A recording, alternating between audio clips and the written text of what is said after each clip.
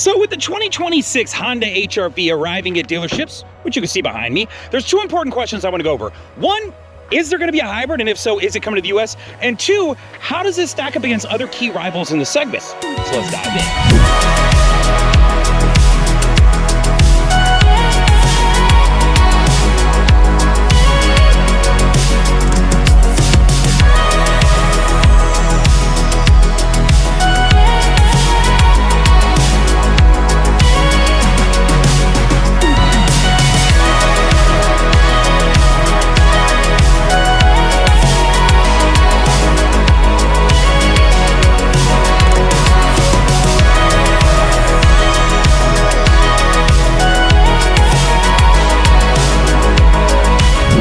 To start than talking about performance. So let me pull you on in and talk about this. So you are looking at a 2-liter engine. This is putting out roughly 158 horsepower. It then runs to a CVT transmission and then out to either front wheel or all-wheel drive. So while we've got the hood popped open, I want to do a comparison. I want to show you how the 158 horsepower coming out of this stacks up against other key rivals in the segment. So I'll throw that up on the screen. While that's up, I'll just remind you, of course, Honda offers other SUVs. So after you look at that, I'll throw up another comparison showing you how does this stack up against some of the other parts of the Honda lineup. Now, if you're gonna talk about horsepower, we should probably talk about torque. Coming out of this 158 horsepower 2-liter engine, you're gonna get 138 feet-pound of torque. So I'm gonna throw a comparison up so you can see how does that stack up against other makes and models out in the world. And then I'm gonna do the same thing. If you're curious as to, hey, what if I wanted to look at something else in the Honda lineup? I'll show you how it stacks up related to torque compared to other Honda vehicles as well. Now, before we get too deep into this review, I just want to give you some basics so you understand. Today, we're going to be reviewing the EXL.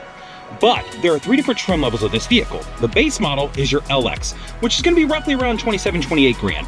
Above that, you're going to have your Sport, right? So middle model. And then above that is the EXL, what we're sitting in today, which is roughly around the $30,500 mark. All right, guys, so I'm at the front of the vehicle for 2 reasons. The first is I wanted to give you an opportunity to see what the front face of the vehicle looks like. I always like to look at a car and kind of decide what I think. Is it smiling? Is it grimacing? Does it look goofy? Leave a comment. Let me know what you think. But while we're here, I want to talk to you about 0 to 60 times.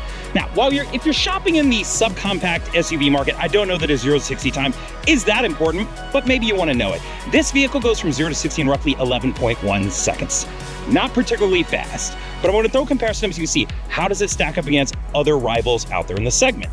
After you've looked at that, I'll remind you, if you wanted something faster, you could always jump up to its big brother, the CR-V, putting out roughly 190 to 204 horsepower, depending if you pick non or hybrid, and it's gonna get you a considerably faster 0 to 60 time. So I'm down on the ground for 2 different reasons. The first is I wanted to give you an opportunity to see what the 18-inch alloy wheel looks like that comes on this thing.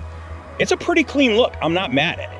The second reason is I want to talk to you about MPGs. So in the 2-wheel drive model of this vehicle, you're going to get 26 in the city and 32 on the highway. So I'm going to throw a comparison. You can see how does that stack up against other makes and models out there in the world.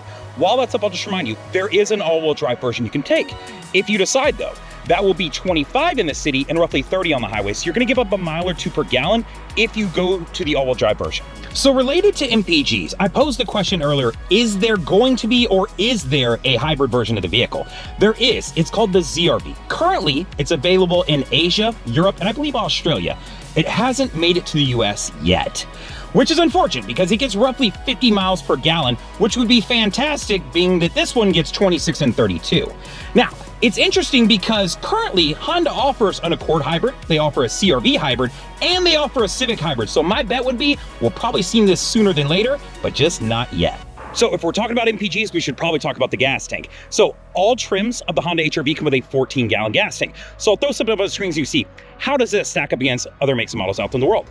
After you looked at, let's talk about a couple things. The first is, you're gonna notice that this doesn't have a cap anymore. It's a double valve system, so there's a valve here and a valve deeper down. I mentioned that because I want to come around to the back. In the back, if you flick up the carpet area, you're gonna see that you got a jack and accessory and this little funnel right here. I wanna explain this guy. If you ever ran out of gas and you weren't at a gas station, you might need a way to be able to hold this open to pour gas down in it because chances are you might not have a gas can. That is the function of this little funnel. Now, if you like learning cool things about the Honda HR-V, different tips and tricks, you should check out one of my tips and tricks videos on this vehicle. To add on to that trick, if you ever come to the door and the door gets stuck and it won't open, right? Understand that if you come around to the back, there's a little panel right here. You push this part of the panel down, you're gonna see this, there's a little yellow wire here. If you pull that wire, it will help pop this guy open. So depending on where you live, ground clearance may play a role, right? If you're living in a rural area that doesn't have great roads, you're gonna need some space to make sure you're not grounding out when you drive over anything. This vehicle has 7 inches of ground clearance on it. So I wanna throw comparisons so you can see how does that stack up against other key rivals out there in the market. Once again, I'll just remind you, you could always jump over to a different Honda SUV. So I'll throw those comparisons up to you so you can see how do other Hondas in the family stack up against that 7 inches that the HRV offers. Now, if you're shopping SUVs at all, chances are cargo space is gonna be important to you, so let's talk about that. So in the rear of this vehicle, you've got 24.4 cubic feet of cargo space in the back. Very usable space. While I'm here though, I'll just remind you, every car comes in carpet formats. Know that you don't have to pay extra for those. And if you're looking for something like an additional all-season mat, check out one of my upcoming product reviews. I got something cool on the way. Now, while we're back here, of course, I want to point out a couple things. You saw some of this earlier. You got your jack and all your accessories in that funnel that I mentioned, and then you also have a full diameter spare in this vehicle. I want to take a second to throw a comparison up so you can see how does the 24.4 cubic feet in the back of this vehicle stack up against other makes and models out in the world. While that's up, I'll remind you, of course, if you're looking for additional space, you could always move to the CRV. It is an option that's available to you. I'll throw up some Honda cargo space options for other SUVs just so you can check that out as well. Now, when you fit the seats all the way down, you've now got 55.1 cubic feet of cargo space. This is actually very usable space. Now, me as a 6'2", 250, could I lay in the back of this thing perfectly straight? No, I'd have to lay diagonal. But if you're a smaller person, you could easily camp in your car. And what I really like about this is it's extremely flat. If you went up to the big brother, the SUV, the CRV, it's gonna have a little bit of a hump to it where you'd have to kind of account for that if camping is something you plan to do in your car.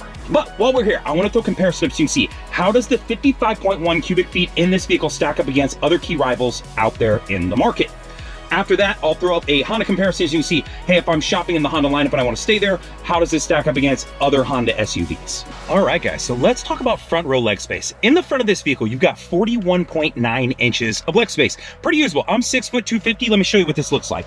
So if I hop on in this guy, I've got the seat all the way back. I've got almost, I don't know, 8 to 10 inches of leg space additional that I could take advantage of. While we're here, I want to throw comparisons to see how does the 41.9 inches in this vehicle stack up against other makes and models out in the world.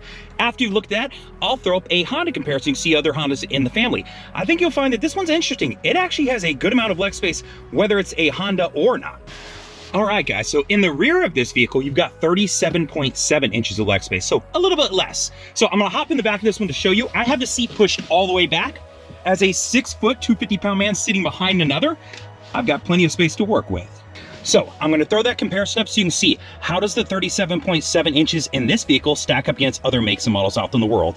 While it's up, I'll of course remind you, you could jump to the CRV, and if you do, you're going to find that you gain a handful of inches. So I'll throw that comparison up so you can see how does it stack up against other Hondas in the family as well. Now let's talk about the tech inside of the vehicle. The first thing I want to point out is, of course, the 9-inch touchscreen. In all 3 trims, whether you pick a base model or you pick the EXL where we're sitting in that top of the line, you're going to get this 9-inch touchscreen. The second part is that you can take advantage of Apple CarPlay and Android Auto wirelessly. You are not going to need to plug in to take advantage of that in this vehicle. Lastly, I just want to point out that the vehicle does offer a wireless phone charger. Now, whether you're in the LX, the Sport, or the EXL, you are going to get this. It is available to you. So understand, every trim is going to get a wireless phone charger. So should you buy the 2026 Honda HR-V EXL? It's a good question. After all the breakdowns and all the numbers, here's the bottom line for the vehicle. It's not the fastest and it's not the most powerful SUV, but what it does really well is just daily livability, if that's a word, right? It gives you good space for your passengers. It gives you decent cargo space, and it gets you pretty decent fuel economy. Now, related to fuel economy, we talked about this earlier. I would love to see the HR-V get a hybrid model in the US. I think that would put that in a class of its own above a lot of the other competitors. But for now, we don't have it. It's only in, I believe, Asia, Europe, and maybe Australia. Now, at this price point, I would probably cross-shop a few vehicles. Just to be honest, I would look at the Corolla Cross. I think it's a good vehicle. I would also look at the Mazda CX-30. When considering these 3 vehicles. The other option I would consider, and if you're in the EXL especially, I would consider looking at the Honda CR-V, because for the price of a HR-V EXL, you can get a base model CR-V. And I think that that's going to get you additional space, additional horsepower, better gas mileage, and additional cargo space. But if what you're after is comfort, practicality, no drama, a smaller vehicle that you can drive around, zip around in, park easy, then I think the HR-V still makes the cut. Let me know in the comments, would you buy this? Are you going to hold out for the HR-V? Or would you buy something else? I look forward to hearing from you. A couple of favors to ask for before you get out of here. One, I hope you'll press the like button because you like the way I present the content. Two, I hope you'll leave a comment and let me know what you think.